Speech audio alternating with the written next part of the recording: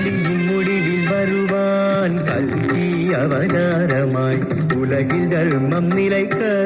ஊழித்தீ சொரூபமாய்